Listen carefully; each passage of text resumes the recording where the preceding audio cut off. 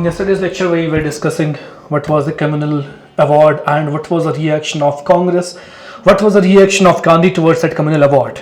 We saw end page जब गांधी ने hunger strike किया, due to which the Pune Pact was signed. On one side it was B.R. Ambedkar, on the other side it was Gandhi. On that behalf it was Madan Mohan Malviya who signed that pact called as Lucknow, या Pune, sorry not Lucknow, Pune Pact. ठीक है, तो ये सब देख के गांधी बहुत worried and concerned हो गए अबाउट द अनटचेबल्स. ये कहा ये इतना कब क्रिएट हो गया रिफ्ट बीच में between the Hindus and the untouchables कि हालात यहाँ तक पहुंचे. तो इसलिए व्हाट ही डिड, उसका जो मकसद ही बन गया जब इसने ऑब्जर्व किया ऐसी कंडीशन, उसका जो प्रिंसिपल कंसर्न बन गया that was Harijan upliftment. Harijan इनको किसने इनको बोला इन्होंने अनटचेबल्स को. He coined the term called as Harijans. ठीक है, तो इनके लिए अपलिफ्टमेंट का प्रोग्राम किसने शुरू किया? महात्मा गांधी ने. ठीक है, इसने क्या शुरू किया? All India anti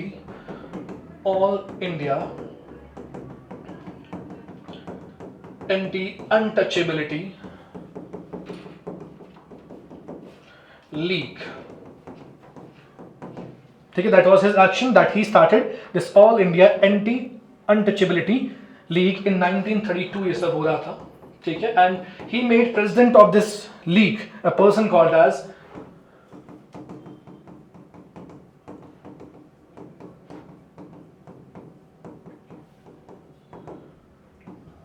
Ghanshyam Das Birla, GD Birla.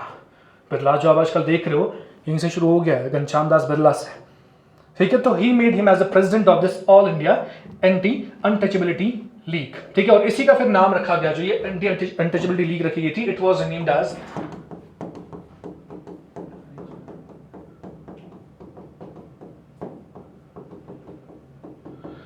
Harijan Sevak Sangh. संघ मींस जो. ठीक है, तो इसी को फिर नाम रखा गया Harijan Sevak Sangh and they were working for the upliftment of the untouchables. इसके साथ साथ गांधी रेड उसने एक वीकली न्यूज़पेपर शुरू किया उस टाइम पे इन 1933 अगले साल ही. That newspaper was also called as Harijan. इन्हीं के नाम से एक वीकली न्यूज़पेपर शुरू किया in 1933. That was only for the untouchables. क्योंकि देखा कि इतना रिफ्ट जब हो गया है कि लोग अब मजबूर हो गए कि अलग से सेपरेट इलेक्टोरेट वो डिमांड करते हैं. बी.आर. अम्बेडकर भी इससे खुश थे कि अगर डिवीजन हो जाए, but Gandhi was knowing that division अगर हो गया तो वापस कभी जुड़ेंगे नहीं फिर ये. तो he was against that division. That is why he started the programme for the upliftment of the Harijans. So उसके लिए क्या एक्शन लिए? एक तो लीग बनाया. ठीक है, इनके अपलिफ्टमेंट के लिए काम शुरू किया. इनके लिए न्यूज़पेपर निकाला, weekly newspaper called as Harijan. And in fact Gandhi resign from Congress in 1934. ठीक है, इसी टाइम पे इन 1934 he resigned from Indian National Congress. ठीक है, तो कल कहां तक लिखा था? हाँ ठीक है, नेक्स्ट लिखिए, वहीं पे कंटिन्यू करिए. After observing such condition of depressed class, will continue the next point. हाँ मतलब इसी में. After observing such condition of depressed class,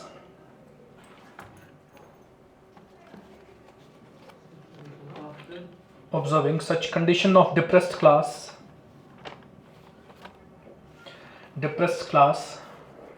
Harijan upliftment now became the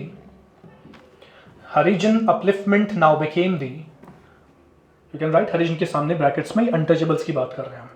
Harijan upliftment now became the principal concern of Gandhi. Now became the principal concern of Gandhi. Principal concern of Gandhi. Next, okay, he started an all India principal concern of Gandhi. He started an all India anti-untouchability league.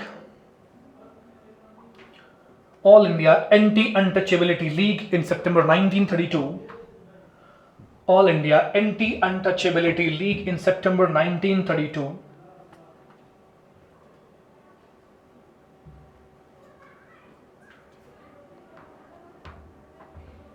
September 1932, with its president as Ghanshyam Das Birla. President as Ghanshyam Das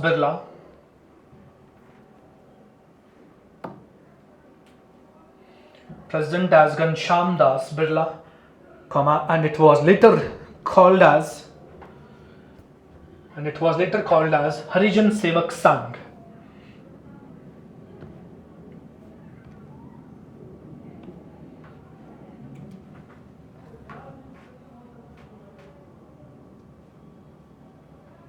Gandhi ये jail में ही कर रहा था गांधी को फिर छोड़ते थे on health grounds, उसको लंबे टाइम तक कभी नहीं रखा जेल में ऐसे। तो next will write Harijan Sevak Sangh. Next will write Gandhi also started a weekly newspaper. Gandhi also started a weekly newspaper Harijan, a weekly newspaper Harijan in January 1933.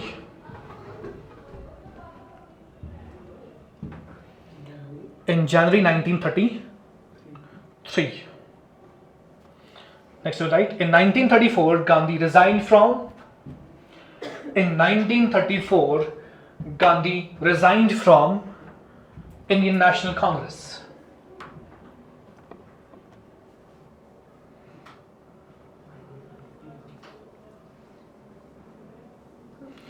Resigned from Indian National Congress.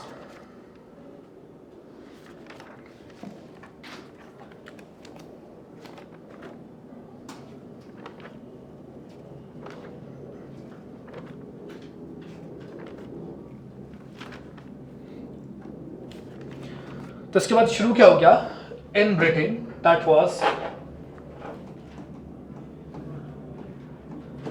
Third round table conference. So next heading will be third round table conference. He don't want to work now with it, क्योंकि बहुत सारे divisions थे वैसे भी कांग्रेस में, वो भी एक साथ काम नहीं कर रहे थे, तो ये चाहते भी नहीं थे वो। और ज़्यादातर अब क्या आज़ादी के लिए वो अब ज़्यादा फ्यूरीनेस बढ़ रही थी कांग्रेस में कि स्वराज चाहिए स्वराज चाहिए, तो अब लोग जो है वो अब उन तरीके पे आने के तैयार थे जो क्या थे एक्सट्रीमिस्ट तरीके। तो Gandhi want to keep himself away from these things. CDM को सप्रेस किया गया था, वो जो हमने पढ़ा 80,000 वो भी इसका एक रीजन है। किसका? मतलब गांधी जो डिवीजन ऐसा हो गया था इंडियन नेशनल कांग्रेस में कि गांधी को रिजाइन करना पड़ा। वही क्या मतलब मेन रीजन डिवीजन ही था। मैं तो वही कह रहा था कि वो तंग आ गए इस चीज से, सब मिलके एक साथ नहीं काम कर रहे थे कांग्रेस के अंदर, तो डिविजन्स थे कांग्रेस में। That's why he resigned from Congress in 1934, then started the third round table conference, ठीक है, जो नवंबर 1932 में शुरू हो गया। इस कॉन्फ्रेंस में क्या हुआ, अब ना तो कांग्रेस में पार्टिसिपेट कर रहा था ना तो गांधी अलग से पार्टिसिपेट कर रहे थे। What happened in this round table conference इस टाइम पे सेक्रेटरी ऑफ स्टेट जो थे, ठीक है, the person was named as Sir Samuel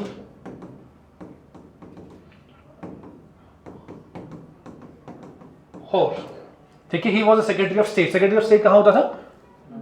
England में, ठीक है, लंदन में होता था। कौन सेक्रेटरी ऑफ, यहाँ कौन था? वाइसरॉय।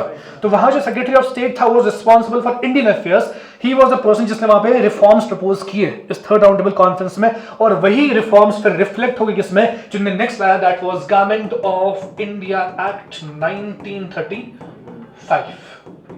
तो all of the reforms in third round table conference which were put forwarded by Sir Samuel Hoare, who was secretary of state, ठीक है, that got reflected into government of India Act 1935. Write it down. It started in November 1932. It started in November 1932.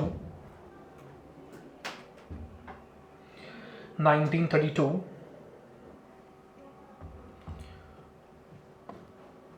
And it was not attended by INC, and it was not attended by INC as well as Gandhi. INC as well as Gandhi. और जो मैं पहले में देखे ना, जो जिनने attend किया था, चाहे वो BR अम्बेडकर थे, ठीक है, और कौन देखे थे हमने, MR जयकर था, मोहम्मद अली जिन्ना था, ठीक है, ये सब उनने तीनों में पार्टिसिपेट किया। इनफैक्ट अम्बेडकर ने इस वाले में भी पार्टिसिपेट किया, but it was not on the side of INC, there was no member, as well as Gandhi also did not participate into this third RTC, ठीक है। तो next you write, at this point of time Sir Samuel Hoare Sir Samuel Hoare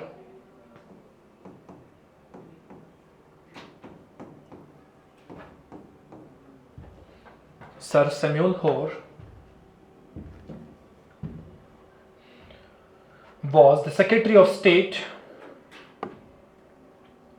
was the Secretary of State from September 1931, was Secretary of State from September 1931 to March 1933. To March 1933.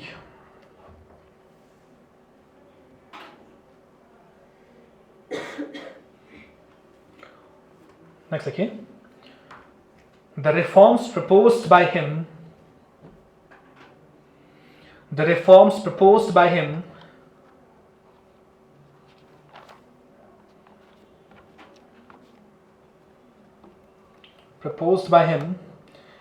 in this period and third RTC, in this period and third RTC were strongly reflected in Government of India Act 1935. Were strongly reflected in Government of India Act 1935. Government of India Act 1935. Just wait for a minute, I'll be back.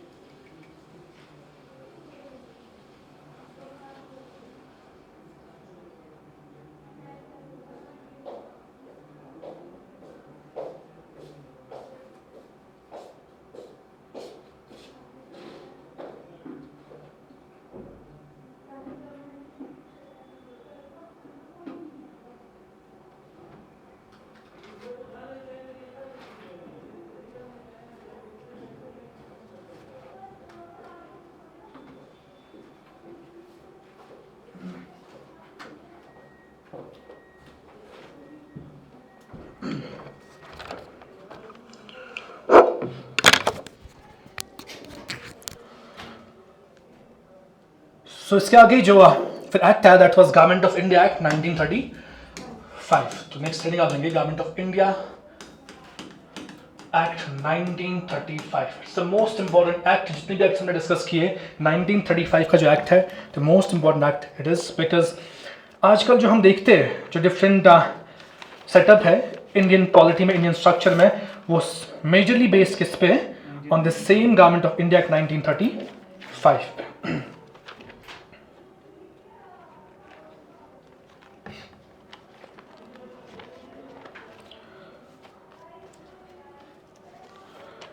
So, इस act में different चीजें क्या आई थी. सबसे पहले बताया था कि ऑल इंडिया फेडरेशन ये एस्टैब्लिश होगा, ठीक है, लेकिन इसमें ब्रिटिश इंडिया प्रोविंसेस होंगे और प्रिंसली स्टेट्स होंगे, ठीक है. का ऑल इंडिया फेडरेशन बनेगा.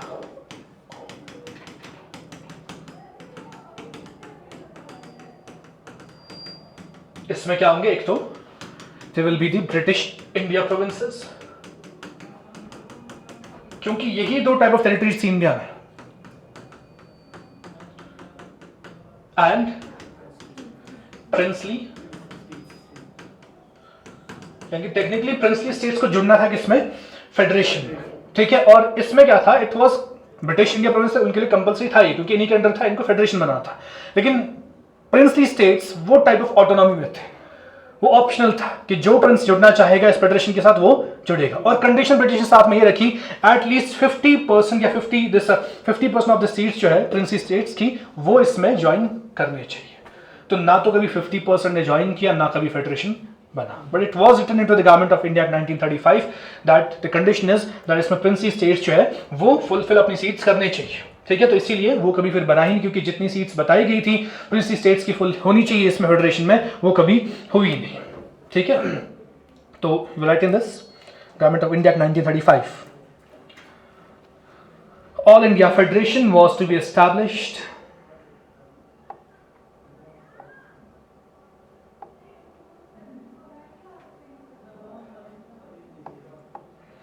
All India Federation was to be established comprising of British India provinces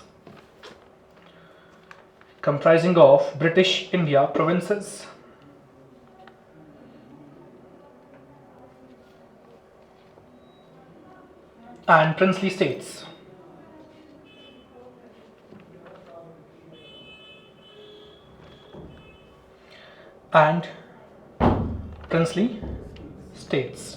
Next, okay, it was compulsory for British India provinces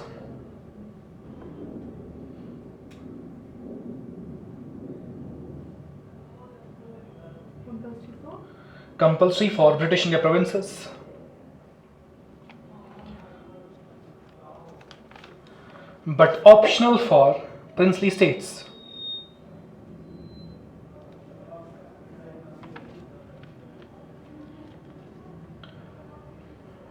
But optional for princely states. Next, okay, federation was conditional.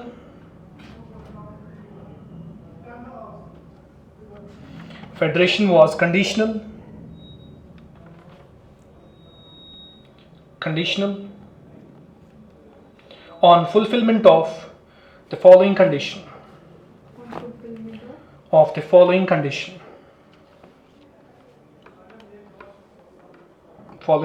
Condition लिखेंगे आप, half of the princely states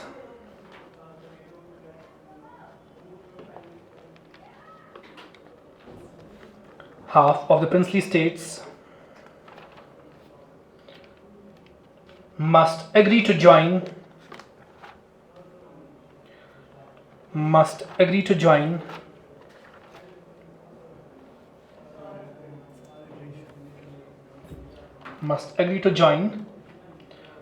the federation.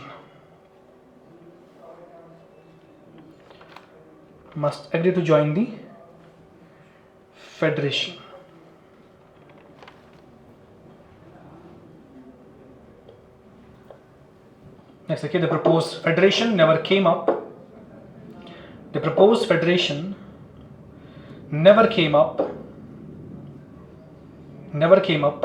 Because princely states refused to join it.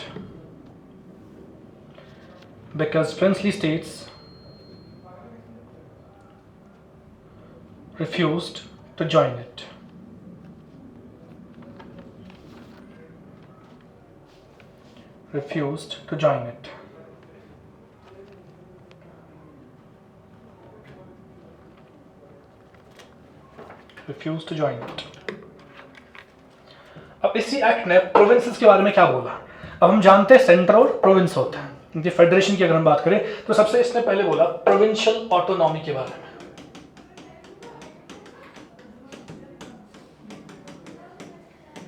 Provincial autonomy के बारे में क्या इसने कहा कि इसने सबसे पहले प्रोवाइड की प्रोविंसेस की ऑटोनॉमी, यानी कि वो खुद मुख्तार बन सकते हैं। अभी तक ऑटोनॉमस नहीं थे वो, अभी तक वो पूरी तरह से under the control of British government थे। बट इसके आगे they were being offered that will be provided autonomy और डायरकी, जिससे पहले एस्टैब्लिश की गई थी। डायरकी का मतलब क्या था? What was dyarchy? Rule of two था। किन किन का? एग्जीक्यूटिव काउंसलर्स और पॉपुलर मिनिस्टर्स का। तो अबॉलिश की गई कहां पे? प्रोविंसेस पे। तो that means from this point of onward जो इसमें एक्ट में लिखा था, एक तो ऑटोनॉमी दी जाएगी किनको? प्रोविंसेस को, और डायरकी को खत्म किया गया। ठीक है, so will give the subheading as provincial autonomy. जो सबहेडिंग एज इसी गवर्नमेंट ऑफ इंडिया 1935 की मैं बात कर रहा हूं, इसमें क्या क्या दिया गया? तो it was provincial autonomy. In this will write act provided the provincial autonomy. Act provided the provincial autonomy and diarchy was abolished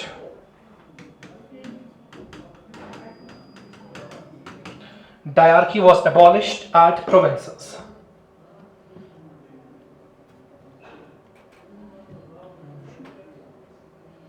Was abolished at provinces. लेकिन अब यहां पे ऑटोनॉमी का मतलब क्या था? What autonomy meant at this point of time? हमने देखा था जो ये एग्जीक्यूटिव मिनिस्टर्स थे या प्रोविंशियल जो गवर्नमेंट होती थी वो रिस्पॉन्सिबल नहीं थी लेजिस्लेचर को, वो जवाबदेह नहीं थे, वही तो मैंने आपको कहा था। लेकिन इसके आगे ऑटोनॉमी का मतलब ये था कि वो जवाबदेह होंगे, उनको जवाब देना पड़ेगा किसको? प्रोविंशियल लेजिस्लेचर को। That was the first point of that autonomy. And second was provinces जब फ्री थे कोई आउटसाइड कंट्रोल नहीं होगा, जैसे करते थे ब्रिटिश, कहां से? सेंट्रल असेंबली से कंट्रोल करते थे। अब सेंट्रल कंट्रोल नहीं होगा, वो फ्री होंगे। That was the autonomy. Autonomy का मतलब यही था।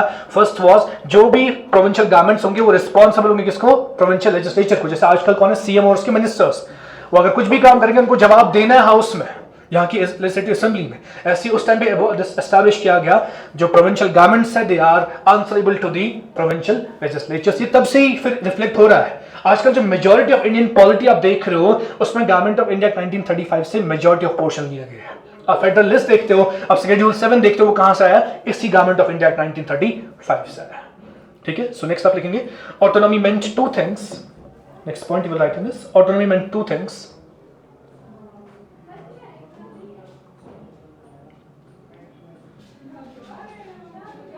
Autonomy meant two things. Number one, provincial governments were responsible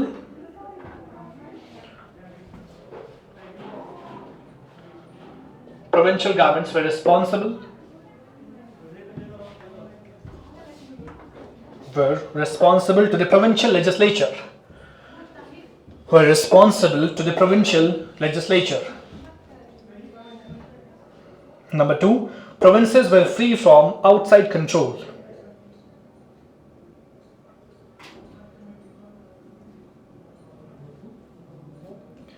Provinces were free from outside control.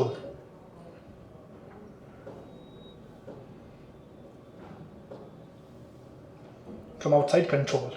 अब जो ये प्रोविंस और सेंटर जो था उस टाइम पे, इनका रिलेशन कैसा बनाया गया जिसमें प्रोविंशियल ऑटोनॉमी दिखी कि पावर्स को डिवाइड किया गया। कैसे? फेडरल लिस्ट के थ्रू। उस टाइम पे जो लिस्ट है वही सेम आजकल का लिस्ट है, जो 7 शेड्यूल बनाया गया फिर वही है। लिस्ट में क्या थे? 3 लिस्ट थे। वन वाज, आजकल यूनियन लिस्ट बोलते हैं उसको, ठीक है, उस टाइम पे बोलते थे फेडरल लिस्ट, ठीक है। दूसरा जो होता था दैट वाज प्रोविंशियल लिस्ट, आजकल उसको क्या कहते हैं? State list. और तीसरा वही था अपना कंकरेंट लिस्ट। यानी कि प्रोविंसेस, यहां पे कुछ सब्जेक्ट्स लिखे थे जिसमें सिर्फ कौन कानून बनाएंगे? प्रोविंसेस कानून बनाएंगे। वही तो ऑटोनॉमी थी कि अब उनको हक मिला कि वो कानून खुद बना सकते हैं। पहले क्या होता था? वॉइसरॉय वहां से कानून बनाते थे, वो सब प्रोविंसेस में अप्लाई होता था। अब यहां पे यही मतलब था कि अब जो सब्जेक्ट्स उनको डिवाइड किया गया बिटवीन सेंटर, यानी कि उस टाइम पे जो फेडरल पे था, सेंटर पे था, और प्रोविंस पे अलग, और कंकरेंट पे वो बना सकते थे जो वो सब्जेक्ट्स थे जिसपे दोनों बना सकते थे कानून। लेकिन जो वो सब्जेक्ट्स जो रेजिडरी पावर्स थे, यानी कि कोई ऐसा मुद्दा जो अभी तक दिमाग में नहीं था, फॉर एग्जाम्पल नए आजकल क्या है? AI, ठीक है, जो आज टेक्नोलॉजिकल एस्पेक्ट्स आप देखते हो, बिटकॉइन, क्रिप्टो करेंसी, इन पे तो कोई रूल पहले नहीं बना होता, लॉ पहले नहीं बना होता। क्यों? तब ये थे ही नहीं, एग्जिस्ट ही नहीं कर रहे थे। दैट मीन जो नई चीजें आ रही है क्या? रेजिड्यूरी है, ठीक है। तो इन पे अगर कानून, इस टाइम पे जो भी नए इश्यूज इमर्ज हो रहे हैं सोसाइटी में जो पहले नहीं थे, इन पे कौन सिर्फ कानून बना सकता है? सेंटर बना सकता है। आजकल की बात कर रहा हूं, उस टाइम भी सेम यही रखा गया था। जो रेजिड्यूरी पावर्स होंगे, जो एक्स्ट्रा इश्यूज आएंगे वक्त के साथ साथ, जब सोसाइटी क्या होगी? डेवलप हो जाएगी, तो उन सब इश्यूज पे अगर कानून बना सकता है, सिर्फ कौन बना सकता है? उस टाइम पे वॉइसरॉय की बात होती थी, क्योंकि वॉइसरॉय कौन था? He was at the centre. तो वॉइसरॉय को हक मिला था, ये इसको राइट मिला था कि वो कानून कौन बना सकता है? वॉइसरॉय बना सकता है। क्लियर है? तो next right, the act divided, इसी में आप लिखेंगे, हम प्रोविंशियल ऑटोनॉमी में लिख रहे हैं कि प्रोविंसेस में क्या क्या किया गया। जिसने गवर्नमेंट ऑफ इंडिया 1919 देखा, हमने उसमें अलग से देखा प्रोविंसेस पे क्या हो गया, सेंटर में क्या हो गया, वैसे ही यहाँ पे प्रोविंशियल ऑटोनॉमी में क्या क्या बताया गया, तो वही चीज आपको बता रहा हूँ, ठीक है। तो next right, the act divided the powers between center and provinces.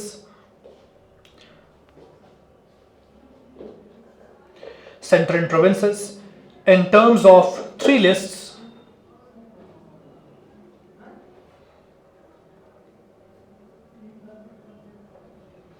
In terms of 3 lists, which were तो तीनों आप लिखेंगे, which were number 1 federalist, अब इसमें कितने सब्जेक्ट्स रखे थे, यानी कि कितने ऐसे इश्यूज रखे थे जिसपे कौन कानून बनाएगा, सेंटर, वाइसरॉय कानून बनाएगा।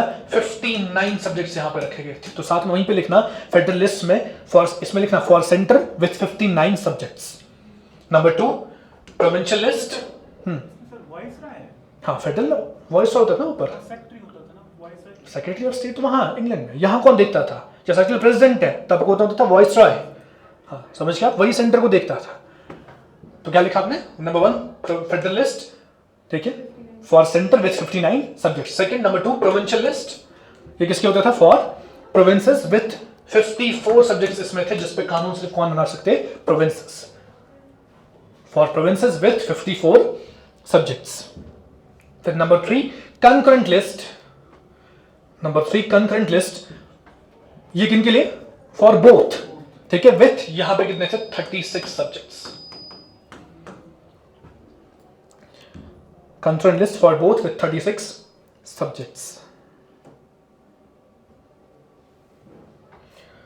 Philosophy, right? Residuary powers were given to the viceroy. Were given to the viceroy. Residuary powers के बारे में मैंने क्या बताया आपको कि वो पावर्स थे, अगर कभी नया इश्यू अराइज होता है समाज में, सोसाइटी में, जो अभी तक नहीं था, उस पर अगर कानून बनाना तो सिर्फ कौन बनाएगा, वॉइसरॉय बनाएगा। सेंटर की बात हो रही है यहाँ पे, ठीक है। आजकल भी ऐसे ही है, अगर कोई नए इश्यूज आते हैं जो नए नए इमर्ज होते हैं समाज में, उन पर अगर कानून बनाता है कौन बनाता, सिर्फ सेंटर बनाएगा, वो पार्लियामेंट बनाएगा, उस पर कोई स्टेट गवर्नमेंट कानून नहीं बना सकती है। समझ लो, ठीक है। तो इसके बाद और क्या किया गया ताकि जो ये प्रोविंशियल ऑटोनॉमी दिखे, ठीक है। एस्टैब्लिश किया उस टाइम पे एक फेडरल कोर्ट। फेडरल कोर्ट मतलब जो सेंटर और स्टेट्स के बीच में बैलेंस रखे। कभी अगर क्लैश हो गया बिटवीन सेट, जैसे होता है आजकल भी, स्टेट और सेंटर के बीच में क्लैश हो गया, उसको कौन देख सकता है, सिर्फ वो सिर्फ और सिर्फ सुप्रीम कोर्ट देख सकता है, ठीक है। कौन सा जुरिसडिक्शन बोल सकते हैं उसको, सुप्रीम कोर्ट का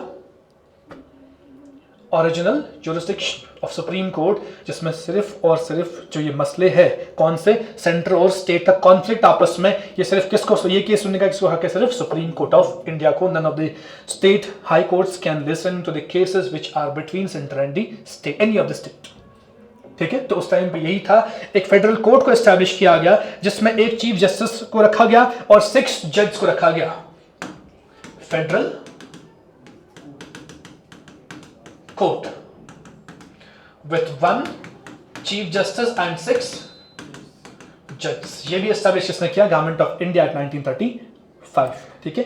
तो आप सब हेडिंग बनाओगे, एस्टैब्लिशमेंट ऑफ फेडरल कोर्ट। हमारी मेन हेडिंग क्या है, प्रोविंशियल ऑटोनॉमी की बात कर रहे हैं, उसी के अंदर अब क्या हो गया, एस्टैब्लिशमेंट ऑफ फेडरल कोर्ट। हाँ,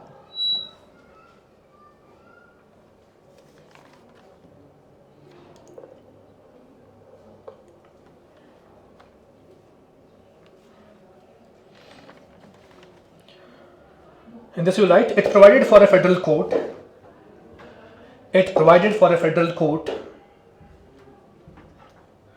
which shall consist of 1 chief justice,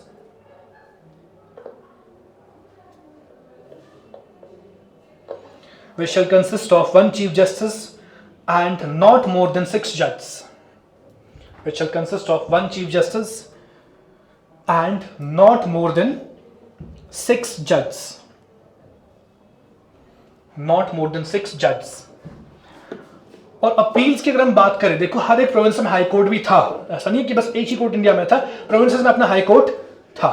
ये फेडरल कोर्ट किस लिए बनाया गया, अगर कभी क्लैश हो गया between the province and centre, viceroy अगर हाई कोर्ट को देंगे तो जाहिर सी बात है हाई कोर्ट किसका पक्ष रखेगी, ज्यादा प्रोविंस का ही। तो इसीलिए फेडरल कोर्ट रखा गया ताकि इक्वली सुने उस मसले को।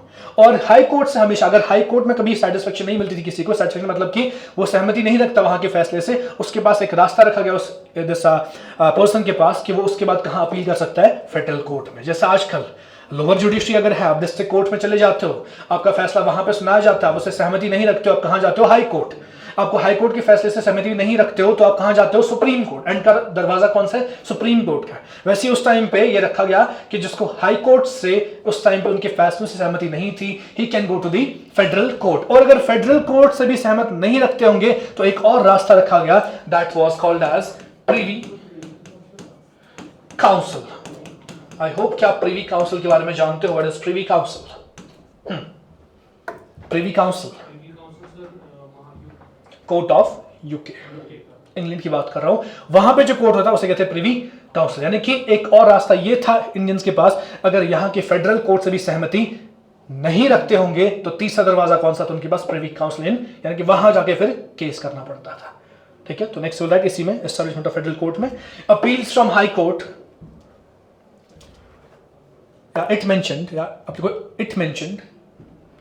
it mentioned appeals from high court will go to this federal court. It mentioned that appeals from high court will go to the federal court,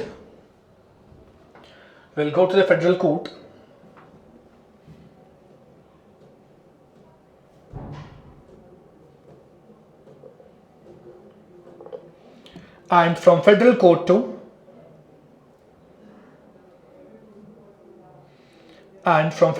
to Privy Council.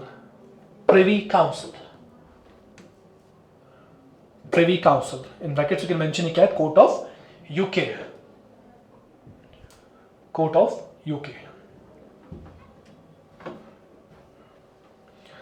और government of India act 1858 ने क्या बनाया था, secretary of state बनाया था तब 1858 में बना था सेक्रेटरी ऑफ स्टेट का पोस्ट, और उसके साथ जो टीम होती थी उसे कहते थे इंडियन काउंसिल। ठीक है, जो सेक्रेटरी की टीम होती थी वहां पे एक तो वॉइस रॉय के उसके अपने होते थे टीम मेंबर्स यहाँ पे, और सेक्रेटरी ऑफ स्टेट उसके साथ भी अपने टीम मेंबर्स होते थे कहां पे, यूके में, और उसे कहते थे इंडियन काउंसिल। कहां पे, ब्रिटिश पार्लियामेंट की बात कर रहा हूं, इंडियन काउंसिल वहां था जिसका हेड कौन था, सेक्रेटरी ऑफ स्टेट। इसको एबॉलिश किया गया, किसको, इंडियन काउंसिल को। सेक्रेटरी ऑफ स्टेट वहीं पे रहा, उसको नहीं हटाया गया, बस उसको एडवाइजर्स दिए गए। जो काउंसिल था ये हटाया गया, इसको अब कुछ एडवाइजर्स दिए गए, किसकी जगह पे, काउंसिल की जगह पे, यानी कि जो बस इसको क्या करेंगे, एडवाइस करेंगे। काउंसिल में क्या था, वोटिंग के बेस पे काम होता था कि सब सहमति रख रहे या नहीं, अगर कोई भी चीज इंडिया में लानी हो तो। बट एडवाइजर्स क्या है, ये पहले ही बताया, आप बस क्या हो, एडवाइजर्स। ठीक है, एडवाइस आप दे सकते हो, बाकी you can't make the decisions with the secretary of state. ठीक है, so that Indian council was abolished by the government of India act 1935। ठीक है, तो एक सब हेडिंग और देंगे, एबॉलिशन ऑफ इंडियन काउंसिल, क्यों सब heading as abolition of Indian council.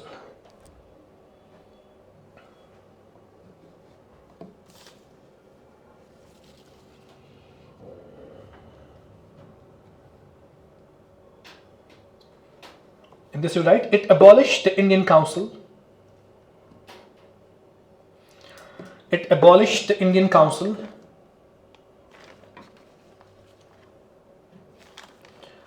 Indian Council, established by Government of India Act.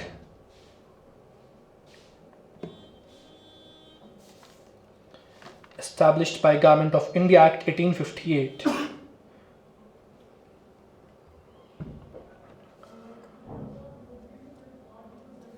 Established by Government of India Act 1858.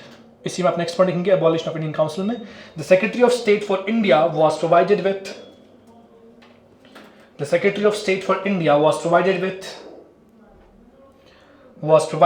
a team of advisors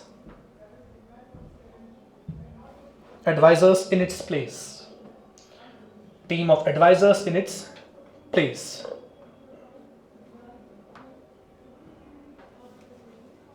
ठीक है, तो आज मैं यहीं पे रोक रहा हूं, कल हम इसका बाकी पार्ट देखेंगे। गवर्नमेंट ऑफ इंडिया एक्ट 1935 का वो क्या है, फेडरल में क्या था, फेडरल में कौन सी चेंज लाई इस एक्ट ने, वो हम कल देखेंगे। इसने कैसे लोअर हाउस को एस्टैब्लिश किया, upper house council of state जो आजकल का राज्यसभा है, इसने कैसे फेडरल असेंबली यानी कि जो आजकल की लोकसभा है उसको कैसे क्रिएट किया, ये हम कल देखेंगे। At the federal what happened through the government of India act 1935।